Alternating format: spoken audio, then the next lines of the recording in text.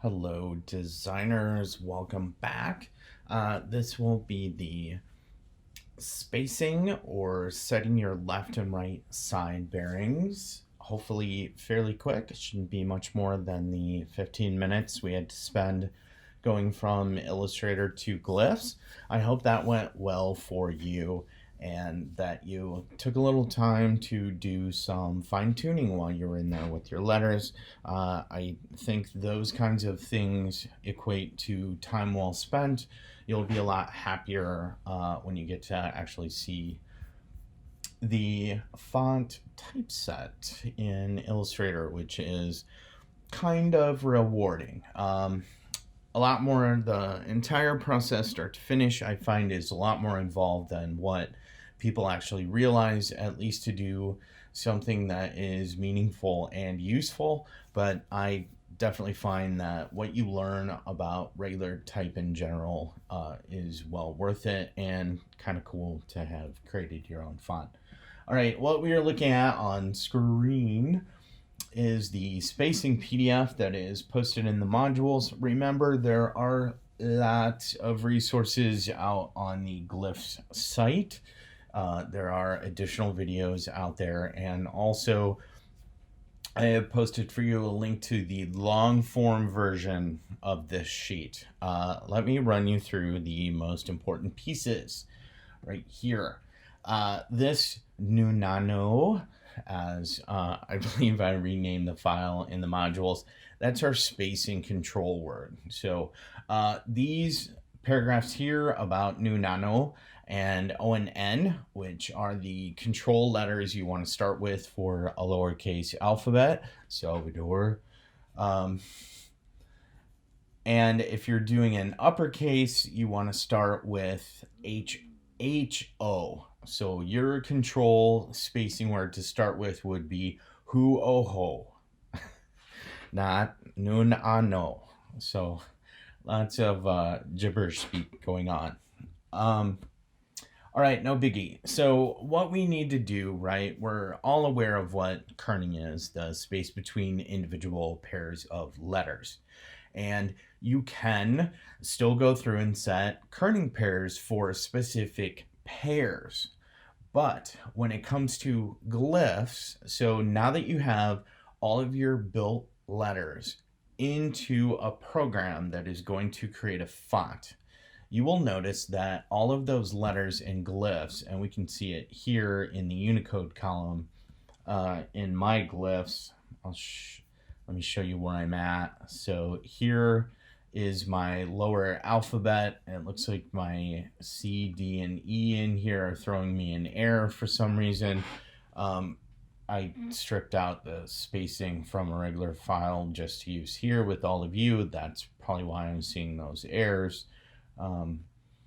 No big, we're going to go ahead and ignore those, pretend this is done correctly.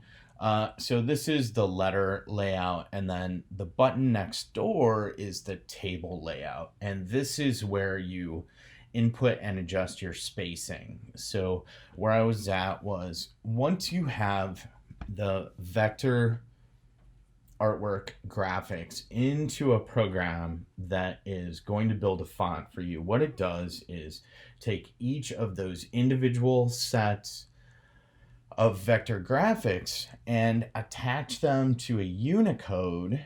For example, A is 0061. It's a Latin script, and it's category letter lowercase a in this case here. And that is what translates when I press A on the keyboard without holding shift. It's telling the computer, I want Unicode 0061, which the computer then goes, okay, what font are you trying to use? Oh, I'm trying to use Rachel 773. Computer goes to that font file, looks for Unicode 0061, and what that is attached to is the artwork for a lowercase a. Now, what that means is you can put any artwork in here behind any of these characters or Unicodes, and then whenever you type that letter, you will see that artwork, right? Wingdings. It's a bunch of nonsense symbols, but you access them by typing letters on your keyboard. That's how. Every letter and every keystroke, plus minus shift, the uppercase, if I look at those, they have a different Unicode, right? Capital A is 0041. Lowercase a is 0061. That's an individual set of graphics that's being accessed. So that's how that works. And you can build fonts that are really, really weird things so that when you actually type certain words, it creates certain kinds of secret artwork. I should be an international spy. All right, before I get too distracted, let's get back to the spacing PDF.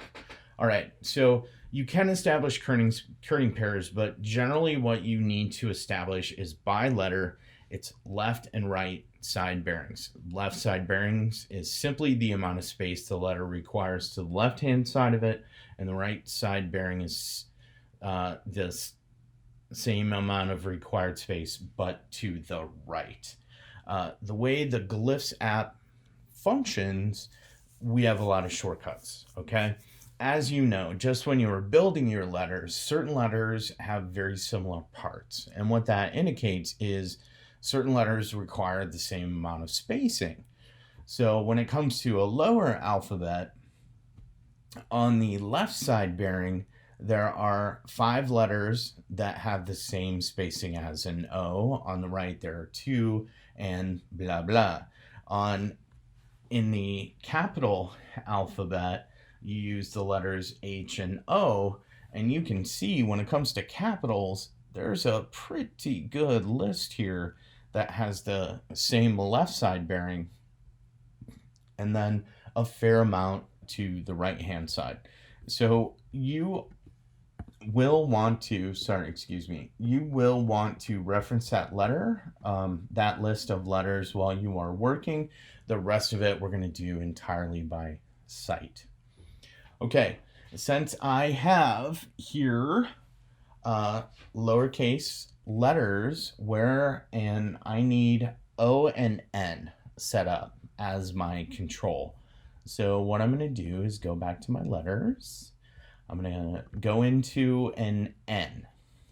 Then I'm going to grab the type tool from the toolbar. I'm going to zoom out a little. See the straight line with the blue triangles up and down? That is my insertion point. So if I start typing right now, I'm going to get 2 O's. I can type any letter. It doesn't matter as long as I have it in here actually in my glyphs. This works just like a keyboard situation. So the word I'm looking to type out is no. If you're in caps, you're going to be typing holding shift so you get the right letters. Hu, oh, ho. But I need noon, on, o. All right. So what I'm seeing here is, and I need to get, there's my info bar. I need to get my info bar right here. And since I have no spacing, I have 0 set for my side bearings. I went ahead and went through and cleared out all the original spacing so that we could start from scratch. You do not need to do that, right? Most of your letters, because they're going to be dropped into the center of our proportional rectangle, are just going to have a certain amount left and right, and you can adjust from there. That is fine. For me, I'm going to start from scratch so I can talk through it. This hopefully will give you a little idea of how to start thinking about and establishing these side bearings for spacing. So right now, based on where my cursor is, I have the letter O down here in my info panel. And I can see the width of my O is 346 points. I have right now left and right side bearings both set to 0. Okay, what I can do if I hold Control and use my up-down arrow keys, it'll start to increase my left side bearing. If I hold shift, it'll increase by increments of 10. If I hold command, it'll give me the right side bearing when I use the arrow key. If I hold shift, it'll go up by tens. All right, so what we need to remember is, let me put these both at 70. What we need to remember is our total width here is 600, okay? So right now, based on the 140 additional points I have stuck on here, I'm at 486. That does not fill out my 600, and that actually kind of doesn't matter. What I want to go for by spacing, knowing that for an O with a very large counter space, generally a good place to start for your left and right side bearings is 1/3 of the counter space.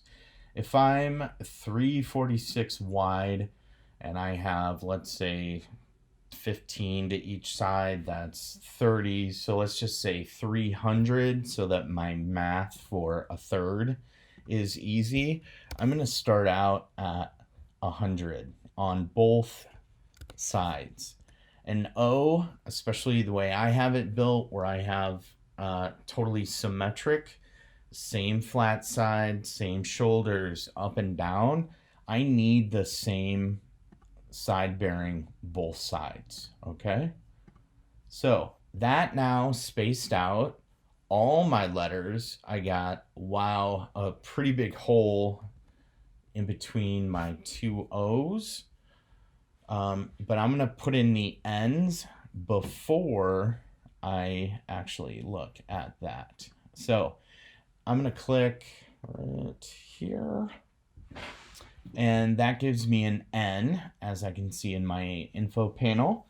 And the thing about an N, it's gonna have a straight side on the left, and on to the right hand side, it has this shoulder, which gives us a little more white space in the letter form because of that curvature.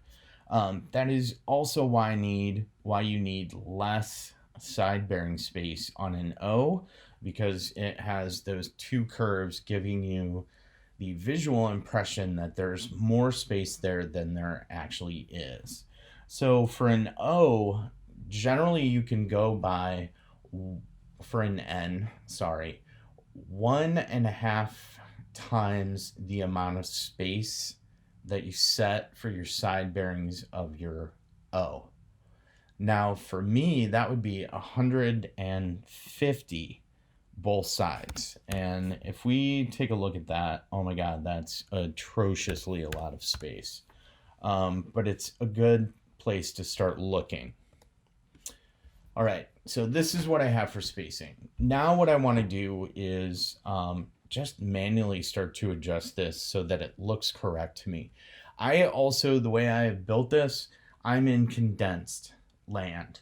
So I'm going to have a lot less spacing. I would imagine most of you in uppercase land, if you went loosely by the math I was just talking about and came up with these numbers, this would probably look pretty close to correct to you up here. For me, it's just way too much because I have condensed letter forms. So I'm going to go ahead and adjust the left side bearings on my N. I'm going to take these down pretty tight, actually. And let's just see where I land here. So I just held Control and Shift and then used the arrow keys to go by tens for my left side bearing. And now I'm going to hold Command and go back to a 0 and then hold Shift to go down by tens for my right side bearing, knowing that I need less space. I'm going to go 50-40 Then I'm gonna arrow key over to get in between these O's so that I have an O selected. Knowing that I was down around 50 on my N, my O should, let's go down to like a 5, hold shift. I'm thinking like tight. I also am a tighter rather than looser spacing kind of person. So, wow, to me, that looks pretty good. I think I'm gonna up each of these by 10. So Control Shift for the left one and the correct arrow key. And then I'm gonna go down to my N and I'm gonna do, I think actually,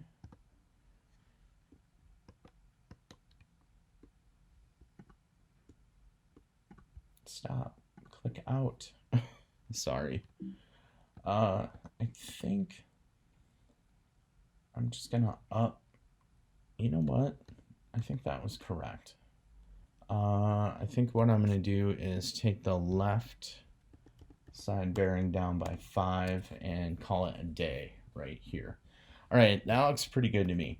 One thing you definitely want to do while you're working on this, and same thing goes when you put a pangram in here, I definitely don't want to be out there, is do a bunch of zooming in and out so that you're looking at it up very, very close.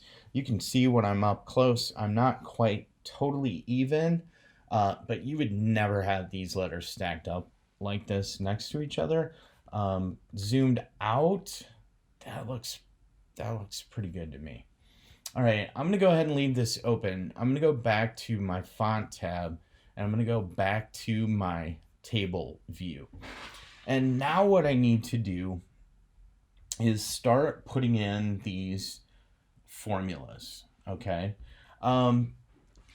And the way Glyphs works, what you are going to do. So what I need to do is look, and I already did some of the O's.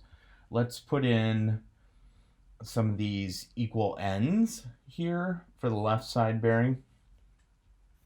So the B, looking at my list, should have, and here's the thing, I believe it was in the other video when I said this, when it comes to clicking on stuff in Glyphs, click once very gently, especially here in the spacing table. That'll drive you nuts because it'll keep opening the other letter forms. So my left side bearing on my B is the same as the letter N. So I believe, yep, you can just put in the letter. If it's exactly equal to the letter, all you have to do is put in the letter. Now, my right side bearing is not exactly the same on a B as it is to the N. However, I would say top level, it's going to be the same as my O plus 10 points. So what I can do is put in equals O plus 10. And what that will display is the formula I typed in, starting with the word equals, and then here in parentheses is the amount that equals now. The bonus of doing it this way, not giving it a firm value and giving it either a reference to another letter or a formula, is if I then go back and change my N, so if I change this 45 on the left side bearing to 50 now, that changes the computation for my left and right side bearings. And I believe what you have to do is there's an update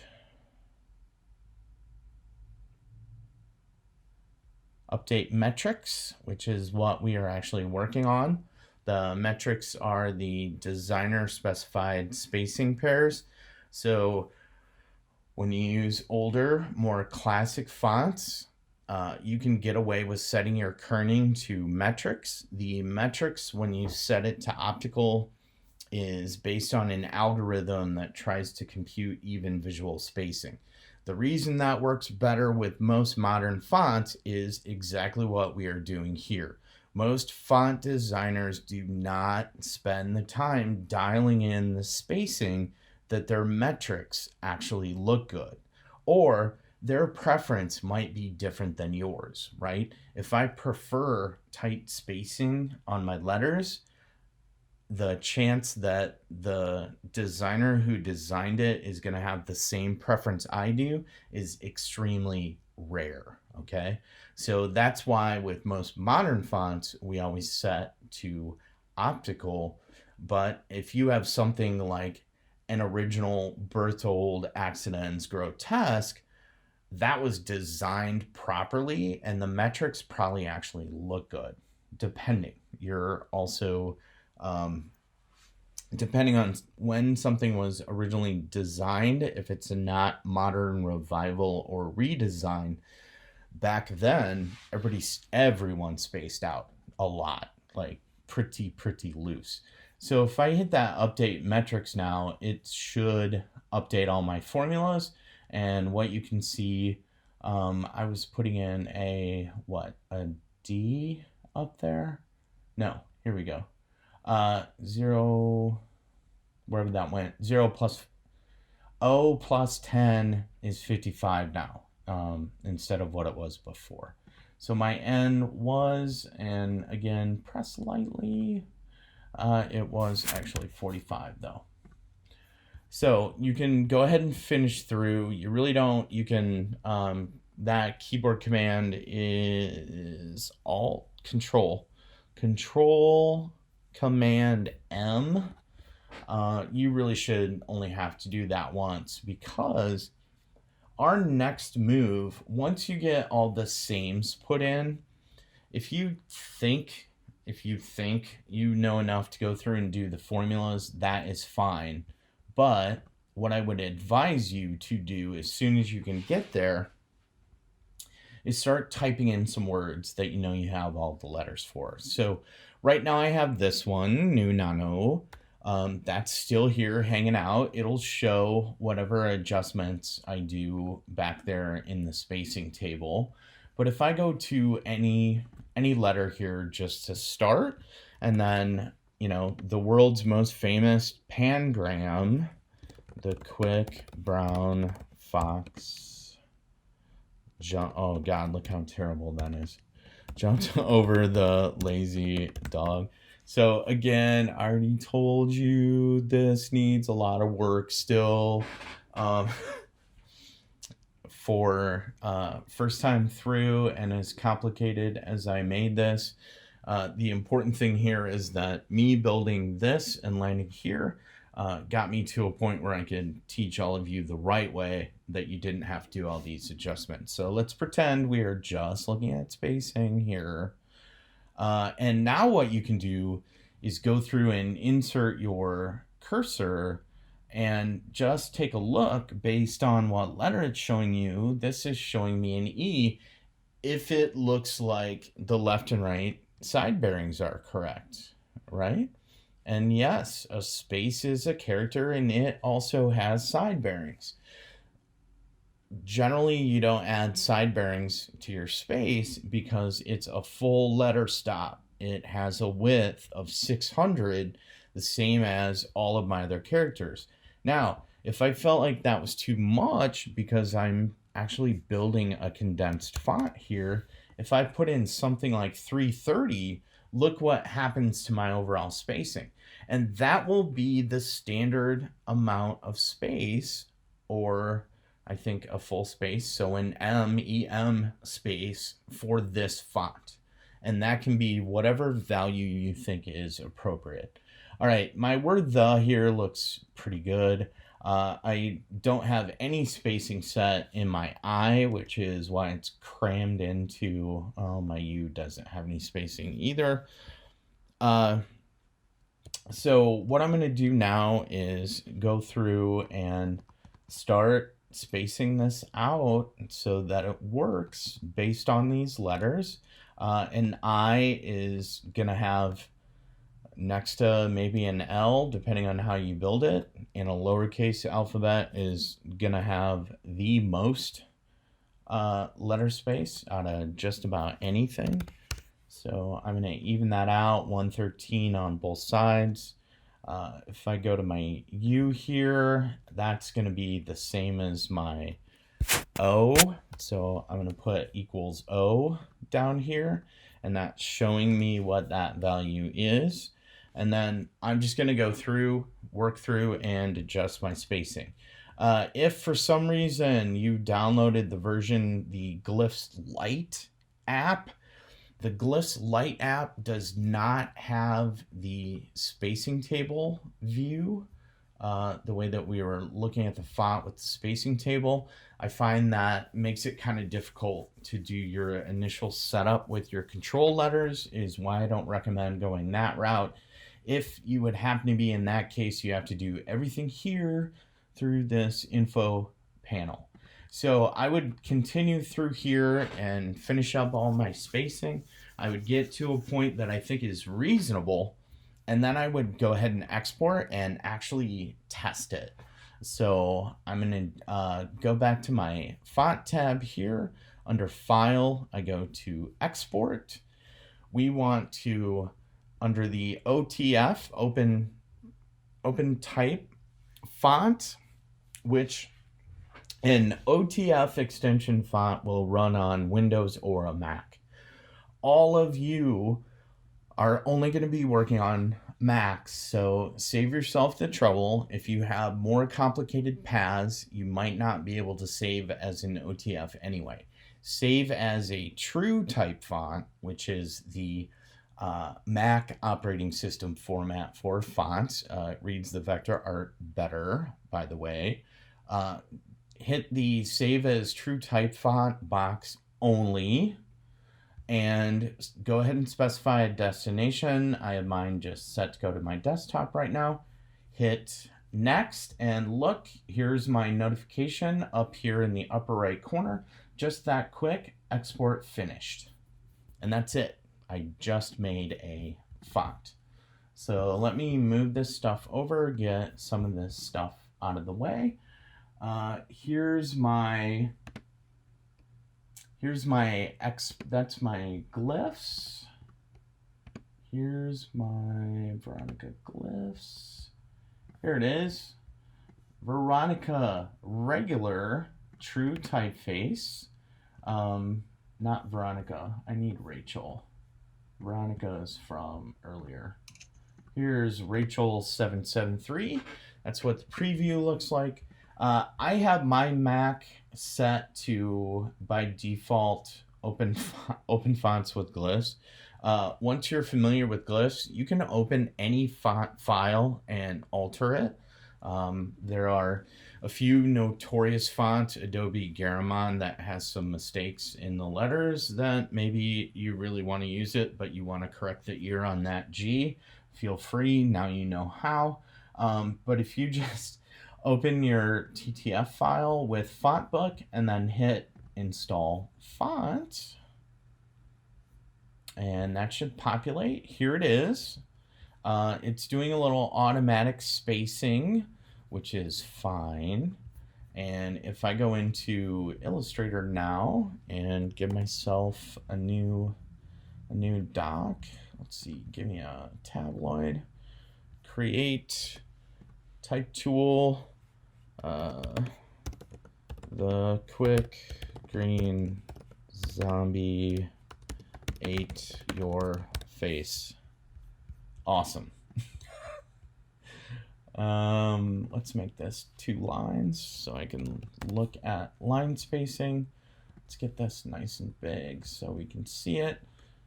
And dun dun, please be here, please be here. Here we are. I have a couple versions of this that I was playing around with today. I think the light is the old one, the regular is the one that we just did. I'm going to go ahead and put this on my original version here. What you can see is, right, I missed my baseline. This is spaced out way too far. Line spacing's not too bad. As far as the original design goes, I went too light. It's hard to read. You have to have this really, really, really huge to be able to read the letter forms. I wanted this to be legible down. See, I'm up 180 point. That's way too big for usage for me. I wanted this legible down around 25-30. So I need more spacing to these accent bars and slightly heavier overall weight, or I need to simplify this. I think all of those things are possible. It's just a matter of having time to do it.